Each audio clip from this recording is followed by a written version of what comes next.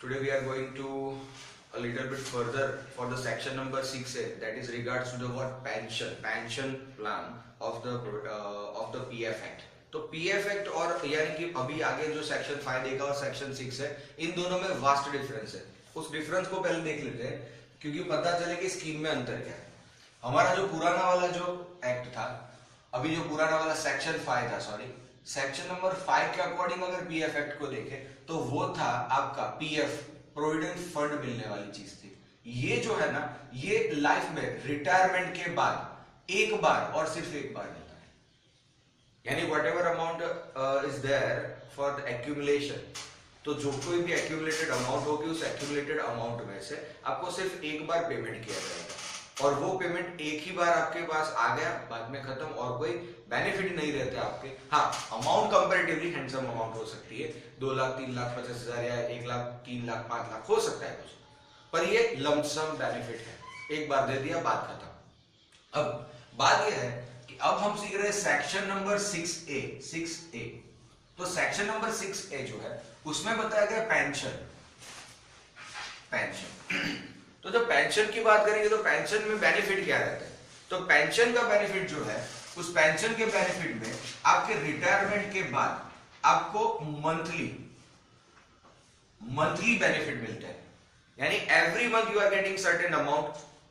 तो मान लीजिए कि अगर कोई बंदा है जिसका 20,000 सैलरी था, 20,000 की अमाउंट से इसको सैलरी मिलती थी, अब ये सैलरी तो नहीं मिलेगी बिकॉज ऑफ द रिटायरमेंट, तो ये चीज हो जाएगी, is no longer getting any amount for the salary. अब सैलरी तो नहीं मिलती है, तो सैलरी ना मिलने के कारण उसके पास दो में से एक बेनिफिट होंगे। तो मान लीजिए इसने कुछ 20-25 साल यहां पे जॉब किया है, तो 25 साल जॉब करने के बाद इसको मान लीजिए कि ये बताया जाता है कि आपके पास 2 लाख रुपए का क्या होगा, पीएफ का अमाउंट होगा। अगर इस स्कीम में उसने कंट्रीब्यूशन किया है तो अकॉर्डिंग टू स्कीम जो कंट्रीब्यूशन होता है उसी स्कीम का बेनिफिट आपको अल्टीमेटली मिलना है। तो वो जो बेनिफिट आपको मिलता था उस बेनिफिट के हिसाब से 2 लाख रुपए आपको मिल गए वंस इन द लाइफ, एक बार में मिल गए, वन शॉट खत्म, और कोई बेनिफिट आगे नहीं मिलेगा। इसका मतलब इन ईयर ऑफ रिटायरमेंट ये बेनिफिट मिल गया 2 लाख का, दैट्स इट। अब बात क्या होगी, अगर इस स्कीम के लिए वो ऑप्टेड नहीं था तो उसने मान लीजिए कि कोई सेक्शन 6A की जो पेंशन स्कीम है उसमें अपना रजिस्ट्रेशन करवाया है और उसके बेनिफिट उसे मिलने वाले। So according to that scheme what he will get, तो मान लेते हैं कि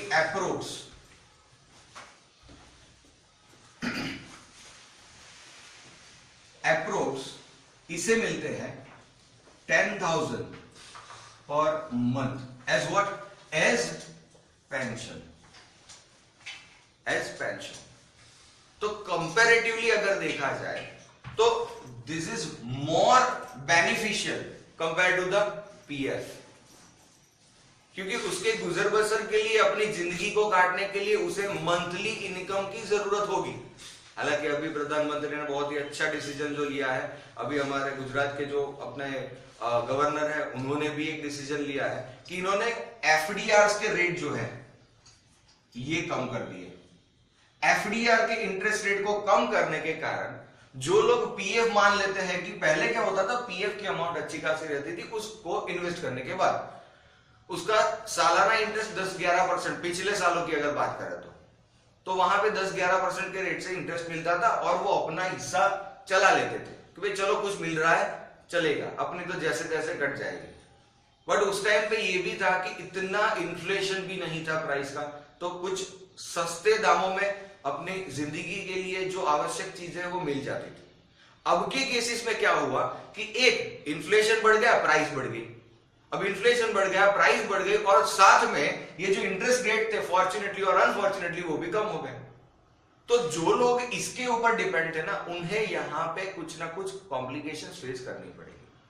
सो इन दैट केस अगर वो लोग इस स्कीम में ऑप्टेड होते तो उनके पास एक मंथली बेनिफिट आता और उस मंथली बेनिफिट से वो अपना जो बाकी का जिंदगी है वो आराम से गुजार सकते, राइट। तो this would be the difference between what scheme जो अकॉर्डिंग टू सेक्शन 5 है पीएफ की, और scheme according to section 6A है पेंशन की, right. So we are going for the section 6A। देखिए आपके मॉड्यूल में पेज नंबर 4.11 के ऊपर है section number 6A। Before introduction of the new pension scheme, social security measures available to the employees were inadequate for they did not provide for monthly pension to the members on the superannuation, widow pension on death of employees with representation, and child pension or disablement benefit. Sorry. तो new pension scheme जो ये आई ना section 6A के accordance में, ये scheme आने से पहले जो बेनिफिट थे वो बेनिफिट कंपैरेटिवली कम थे, क्योंकि रिटायरमेंट के बाद पेंशन जैसा कुछ था नहीं, पीएफ था, पेंशन नहीं था। तो आगे देखिए, फिर आपको बताया कि टू फील द लुकेंस और in old scheme the employees provident fund and miscellaneous provision amendment ordinance 1995 was promulgated by the President of India, date 5/1/96, amending the Act with effect from 11th of November 1995, conferring power on central government to frame a suitable scheme, incorporating provision for the superannuation pension, retiring pensions, permanent disablement pension to employees, and widow or widows pension, children pension or orphan pension payable to the beneficiaries of such employees in the event of death। यानी कि जो president of India है उन्होंने यहाँ पे उस act में कुछ अमेंडमेंट करवाए, और अकॉर्डिंग टू दैट अमेंडमेंट उन्होंने सेंट्रल गवर्नमेंट को सिर्फ पावर दे दी है। Central government is having now power to amend और frame such kind of scheme. Under that scheme employ will get such kind of pension benefit. अलग अलग तरह के पेंशन की यहाँ पे बात करी है, और वो सारे जो पेंशन है वो पेंशन उन्हें मिले, ऐसी कोई स्कीम ड्राफ्ट करने के लिए सेंट्रल गवर्नमेंट को पावर दे दिया। अमेंडमेंट कुछ इस तरह था। अब आगे देखिए, आगे बताया है कि upon introduction of the employees pension scheme 1995, ये जो स्कीम थी वो 1952 है, अब ये है 1995। तो कुछ 40 सालों के बाद अपने दिमाग में आया कि नहीं यार ये गलत हो रहा है। तो employees family pension scheme 1971 got merged, underline कर दीजिए, employees family pension scheme got merged with the new pension scheme and cease to operate. Cease to operate का मतलब क्या, जो 71 का स्कीम इंट्रोड्यूस किया हुआ था उससे कैंसिल ऑफ कर दिया, और उसके बेनिफिट से ज्यादा इसमें बेनिफिट डाल दिए, जिसके कारण जो लोग उसका बेनिफिट ले रहे थे 71 की स्कीम का, उन्हें कोई भी ऐसा प्रॉब्लम ना हो या फिर उन्हें अनजस्ट फील ना हो, प्रेजुडाइज फील ना हो, इसीलिए उनको यहाँ पे मर्ज कर दिया स्कीम के अंदर, और वो स्कीम जो थी वो ऑपरेशन से आउट कर दी। अब देखिए आगे, the new scheme provide for the comprehensive pensionary coverage to the members as an income security in their old age। वही बात है, income security eight their old age. यही बात मैंने यहाँ पे आपको बताई कि इनको कुछ पैसा अपनी ओल्ड एज में भी रेगुलर इनकम के तौर पे मिलना चाहिए, और जो बेनिफिट यहाँ पे इनको मिल रहा है according to scheme of 6A pension scheme, जो अभी हमने देखा 95 का स्कीम। आगे देखिए, तो the new scheme provides for the comprehensive pensionary coverage to the member as an income security in their old age and also in the event of their individuality। Individuality का मतलब क्या, अगर मान लीजिए कोई ऐसा बंदा है कि जिसको कोई बाल बच्चे है नहीं, उसकी वाइफ है, तो एक टाइम उसके पास ऐसा आएगा कि उसका कोई ऐसा करीबी रिश्तेदार उसके पास नहीं होना है, राइट। मान लीजिए उसकी बीवी की डेथ हो गई, तो फिर तो वो अकेला है। अब अकेले जिंदगी गुजारने के लिए उन सालों में कि जब वो चल नहीं सकता ठीक से, वो ठीक से कोई काम नहीं कर सकता, तो वहां पे उसको एक इनकम की जरूरत रहती है, उसकी दवाइयों के लिए भी एक इनकम की जरूरत रहती है, वहां पे लमसम अमाउंट एडिक्वेट नहीं रहती। तो उस इंटेंशन को लेते हुए इस स्कीम का ड्राफ्टिंग किया। आगे देखिए, income security old age and also event of their individuality और invalidity, the scheme provides survivorship benefit to the family upon the death of the member and the scheme is applicable to all the factories, underline कीजिए, all the factories and establishment to which employees scheme is applicable to all the factories or other establishment to which employees provident fund and miscellaneous provision act 1952 applies।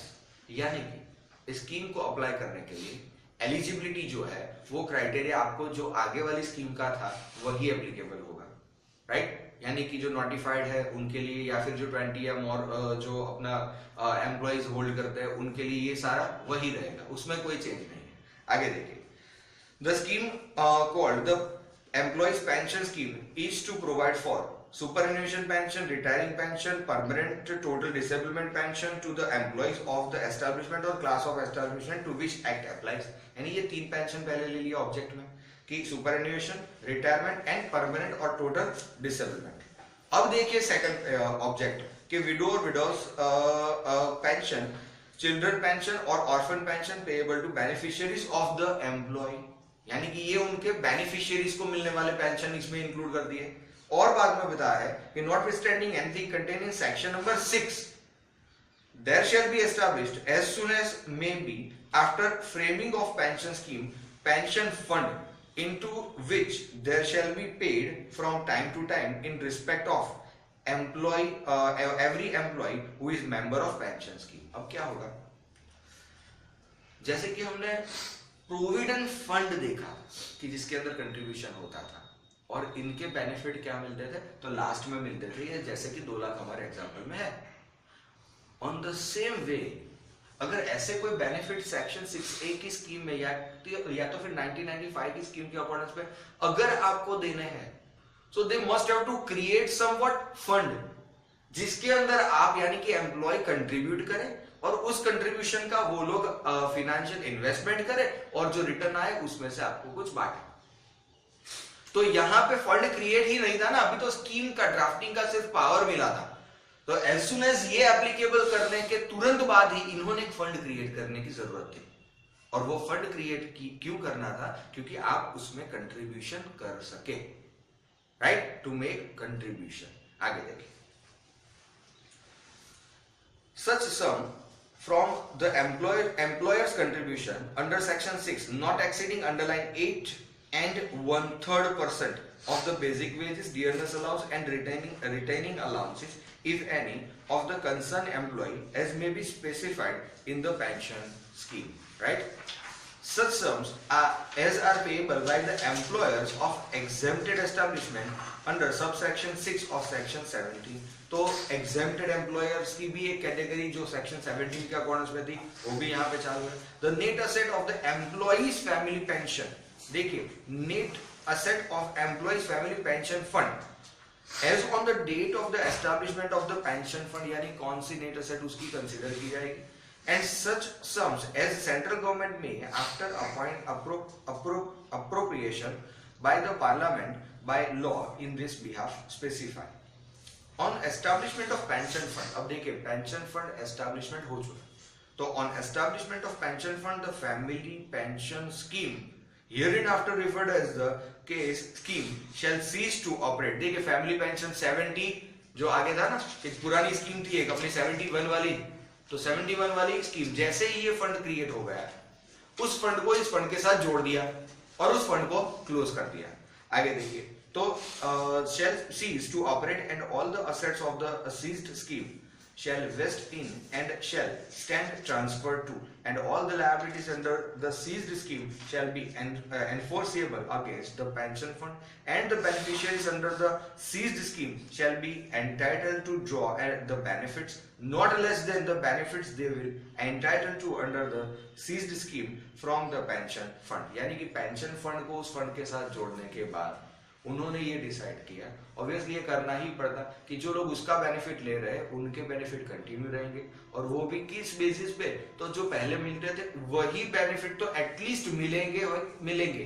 हाँ, addition कुछ हो या ना हो that is different thing, but उतने benefit से उनकी scheme continue रहेगी, उतने बेनिफिट भी कंटिन्यू रहेंगे, राइट। और जो कोई भी लायबिलिटीज उस पुराने वाले फंड की थी वो भी कंटिन्यू रहेगी और जो कोई भी असेट उस पुराने वाले फंड की थी वो नए फंड के साथ जोड़ दी गई। आगे देखिए, the pension fund shall vest in the administration administered by the central board as specified in the pension scheme. तो यहाँ पे भी एक सेंट्रल बोर्ड एस्टैब्लिश होता है और उस सेंट्रल बोर्ड के अंदर ही इसको छोड़ दिया है कि आप एडमिनिस्ट्रेशन कर लो. पेंशन स्कीम में प्रोवाइड फॉर ऑल और any of the following matter specified in schedule number 3. अब देखिए आगे हमने शेड्यूल नंबर 2 देखा था पीएफ की स्कीम के लिए. शेड्यूल 2 हमारे पास था और उसमें कुछ मैटर्स दी गई थी कि जो उस स्कीम के अंदर होनी चाहिए. In the same manner friends यहां पे शेड्यूल 3 दिया गया है कि इतने मैटर्स आपके इस स्कीम के अंदर होनी चाहिए. You must have to include that much amount of rules regulations in that scheme also. देखिए आगे. Yes, the employees or the class of employee to whom pension scheme shall apply. यानी कि ये स्कीम अगर किसी को अप्लाई करनी है तो कौन कौन से वो लोग होंगे जिनको ये स्कीम अप्लाई होगी. नेक्स्ट देखिए second one, the time within which the employee who are not a member of the family pension scheme under 6A, यानी ये स्कीम की बात कर रहे हैं under 6A as to stood before the commencement of the employees provident fund and miscellaneous provision act 95 shall opt for the pension scheme. यानी अगर कोई बंदा इस स्कीम का मेंबर नहीं है तो कब तक वो इस स्कीम का मेंबर बनने के लिए अप्लाई कर सकता है? as soon as possible. Next, portion of employer's contribution to the provident fund which shall be credited to the pension fund. देखिए अब provident fund, देखिए यहां पे क्या बताया, portion of employer's contribution to provident fund which shall be credited to the pension fund and the manner in which it is credited most important है. यहां पे अब क्या होगा कि जो एम्प्लॉयर है इसका जो कंट्रीब्यूशन था उस कंट्रीब्यूशन को 2 हिस्सों में बांटना है. एक हिस्सा इधर आएगा, एक हिस्सा इधर जाएगा. यानी कि both kind of benefits were assigned to employee on the basis of same contribution of employer. यानी नई स्कीम आने से एम्प्लॉयर अपने जिम्मेदारी ज्यादा नहीं कर सकता. ये भी रिस्पॉन्सिबल है कि वो भी करे तो कितना कंट्रीब्यूशन करे. एक तो वेजेस देना है और वेजेस के ऊपर ये एक बर्डन और है और इसके ऊपर भी अब अगर नई स्कीम का भी कंट्रीब्यूशन डाल दोगे तो वो तो बेचारा मर जाएगा. बच्चे की जान लोगे क्या? So it's far better to separate from single contribution. आपको क्या करना है कि उसका जो कंट्रीब्यूशन चल रहा था उसी में से 2 पार्ट कर दीजिए और एक पार्ट डाल दीजिए पीएफ के लिए और एक पार्ट डाल दीजिए आपके पेंशन के लिए. राइट, आगे देखिए. The minimum qualifying service for being eligible, underline कर दीजिए, minimum qualifying service for being eligible for pension and the manner in which employees may be granted the benefit for their past service under 6A as it stood before the commencement of the amending ordinance. यानी यहाँ पे क्या था कि minimum number of months या age या फिर number of years आपको इंसर्ट करना है स्कीम के अंदर. और एक बात और ध्यान रखनी है, जो कंटिन्यूइंग एम्प्लॉय होंगे, मान लीजिए कि XYZ लिमिटेड में मैं 7 साल से काम कर रहा हूं, सडनली ये ऑर्डिनेंस पास ऑन होता है और मैं इसका भी ऑप्शन अडॉप्ट करता हूं कि यस मुझे भी पेंशन चाहिए, तो मैंने स्कीम में अपना नंबर डाल दिया. अब उन्होंने बताया था कि जो लोग 6 साल काम करेंगे या 5 साल काम करेंगे उनके लिए ये बेनिफिट अवेलेबल होगा. 5 साल से कम अगर काम किया तो ये बेनिफिट सीज हो जाएगा. अब 5 साल में मैं अगर मान लीजिए कि 2 साल के बाद मेरी डेथ हो जाती है तो मेरे पुराने 6 साल या 7 साल जो XYZ लिमिटेड में काम किया उसका क्या? तो उसके रिगार्ड्स में भी रूल्स रेगुलेशन आपको इस स्कीम के अंदर डालने होंगे कि क्यों पुराना जो एम्प्लॉयमेंट का पीरियड था उसे क्या हम कंसिडर करेंगे या नहीं करेंगे. राइट, नेक्स्ट देखिए. नेक्स्ट है yes, regulation of the manner in which the period of service for which no contribution is received and the manner in which employees interest will be protected against the default in the payment of contribution by employer. यानी कि अगर employer ये contribution देने में अगर default करता है तो एम्प्लॉय को ज्यादा परेशानी ना होनी चाहिए, तो उनके प्रोटेक्शन के लिए भी कुछ रूल्स रेगुलेशंस वगैरह यहाँ पे डाल दिए. नेक्स्ट ये बताया है कि the form in which employee shell furnish the particulars. ये पॉइंट उसमें भी था ना, सेक्शन 5 की स्कीम पे भी था कि कौन से फॉर्मेट में कौन सी डिटेल आपको सबमिट करनी है, नाम देना है, एड्रेस देना है, बर्थडे टीनी वगैरह वगैरह वगैरह वगैरह, ये सारी डिटेल किस फॉर्मेट में या किस फॉर्म में अप्लाई करनी है. Next, form register and records to be maintained in respect of employee required for the administration of the pension scheme. यानी कि इस पेंशन स्कीम के एडमिनिस्ट्रेशन के लिए एक फॉर्मेट, एक रजिस्टर उन अथॉरिटी को बनाना है, उन्हें रिकॉर्ड मेंटेन करना है, रजिस्टर मेंटेन करना है और उसके भी मैनर और रूल्स रेगुलेशन इनको स्कीम में दाखिल करना है. The scale of pension and pensionary benefits and the condition relating to grant of such benefit of the employee. The manner in which the extended establishment have to pay contribution towards the pension scheme and submission of return relating thereto. The mode of distribution of pension and arrangement to be entered into with such disbursing agencies as may be specified for the purpose. यानी कि अब ये pension fund जब distribute करना है तो ये जो था ना, इसका एडमिनिस्ट्रेशन कंपैरेटिवली इजी था. एम्प्लॉय को एक ही बार मिलना है, उसके रिटायरमेंट के बाद, उसके डिसेबलमेंट के बाद एक बार उनसे मिल लीजिए, पेमेंट दे दीजिए, बात खत्म, या फिर एक बार पेमेंट भिजवा दीजिए, बात खत्म. यहां पे कॉम्प्लिकेशंस बढ़ेगी. और वो कॉम्प्लिकेशंस कैसे बढ़ेगी? जब तक है जा लाइक दैट, ये जब तक जिंदा रहेगा तब तक उसे पीरियोडिक पेमेंट पहुंचना चाहिए. तो एडमिनिस्ट्रेशन जो है ना वो कंपैरेटिवली मोर कम्बरसम हो जाएगा, ज्यादा बर्डन आता है इसके एडमिनिस्ट्रेशन में. तो इसमें ये भी स्कीम के अंदर डाल दिया कि कौन कौन से डिसबर्समेंट एजेंसीज आप अपॉइंट करोगे या फिर कैसे डिसबर्समेंट पहुंचाओगे एम्प्लॉय तक. तो ये भी एक स्कीम अंदर. Next is the manner in which the expenses of administering the pension scheme will be met for the income of the pension fund and any other matter which is to be provided for the pension scheme which may be necessary or proper for the purpose of implementation of the pension scheme. Right? So these are the points to be considered. These are the points to be considered while drafting the pension scheme under 6A. Scheme के basic documents, rules, regulations वगैरह draft करते समय at least this much matter has to be considered. ये आपको याद रखना है. Right? So इतना पॉइंट जो है वो आपको इस स्कीम के अंदर लेना है. Now employees pension fund. So according to employees pension fund,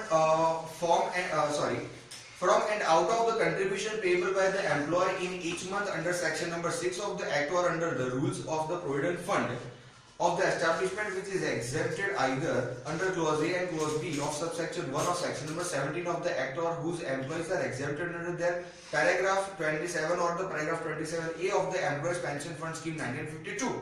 A part of contribution representing 8.33% of the employees pay shall be remitted by the employer to the employees pension fund within 15 days of the close of every month by the separate bank draft or check on account of employees pension fund contribution in such manner as may be specified in this behalf by the commissioner.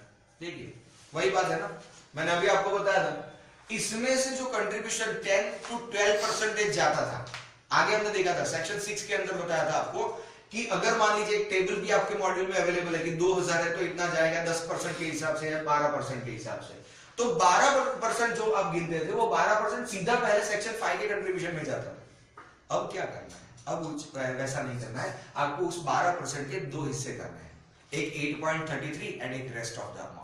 तो 8.33 जो major benefit है वो आपको pension fund के अंदर contribute करना है employer को, और जो बाकी का पोर्शन बचा उसी के अंदर से वो कंट्रीब्यूशन होगा कहां पे? वो होगा उनके प्रोविडेंट फंड के अकाउंट के अंदर.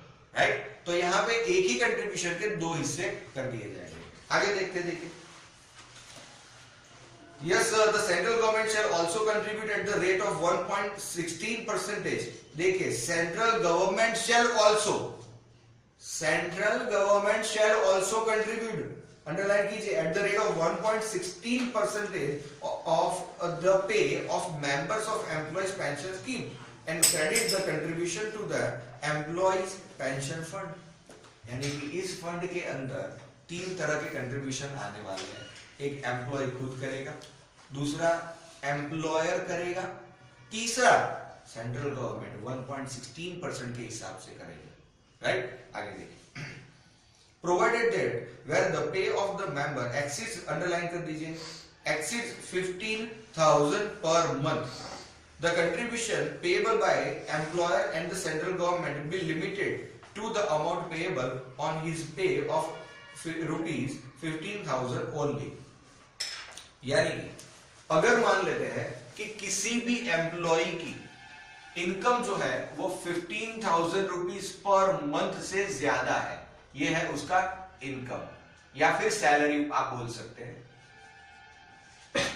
तो ये ज्यादा अमाउंट के अगेंस्ट में सेंट्रल गवर्नमेंट और एम्प्लॉयर इन दोनों का कंट्रीब्यूशन इसी के बेसिस पे गिना जाएगा, 15,000 के बेसिस पे। मान लीजिए मेरा सैलरी बनता है 20,000 रुपीज पर मंथ, तो भी विच इज मोर देन 15,000, तो मेरा सैलरी, मेरा कंट्रीब्यूशन 20 के हिसाब से जाएगा, बट गवर्नमेंट और एम्प्लॉयर इन दोनों का कंट्रीब्यूशन जो है वो 15,000 के अकॉर्डिंग में ही रहेगा।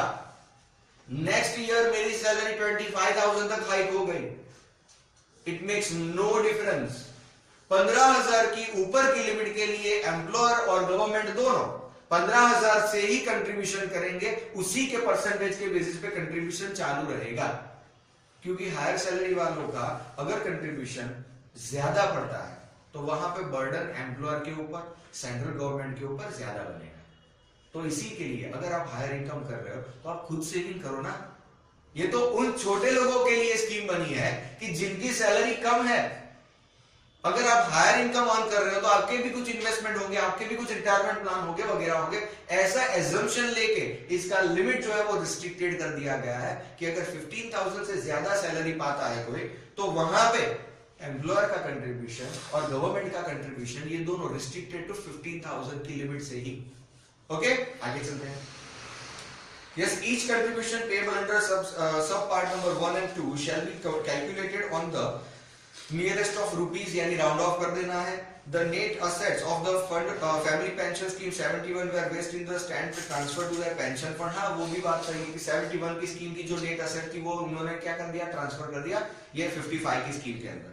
अब आगे payment of contribution. So the employer shall pay contribution payable to employees pension fund in respect of the members of the employee pension fund employed by him directly or through a contractor। तो कोई भी तरह का employee हो, खुद अपने employer ने ही उसको हायर किया है या कॉन्ट्रैक्टर के थ्रू हमारे यहाँ पे अपॉइंट हुआ है, it makes no difference for this scheme also. आगे भी वही था, यहाँ भी वही। आगे देखिए, it shall be responsibility of the principal employer to pay the contribution payable to the employees pension fund by himself in respect of employees directly employed by him and also in respect of what employees to the contractor। Note number 1 देखिए, वहां पे लिखा है the central government through notification number so and so has amended the employees pension scheme 95 by employees pension amendment scheme 2010 laying down special provision in respect of the international workers। देखिए 2010 में फिर से इनको क्या हुआ कि अरे यार ये गलती हो गई। हमारे यहाँ पे जो आउटसाइड इंडिया से जो वर्कर्स काम करते हैं, यहाँ पे रहते हैं, उनके लिए भी, उनके भले के लिए भी कुछ सोचना होगा ना।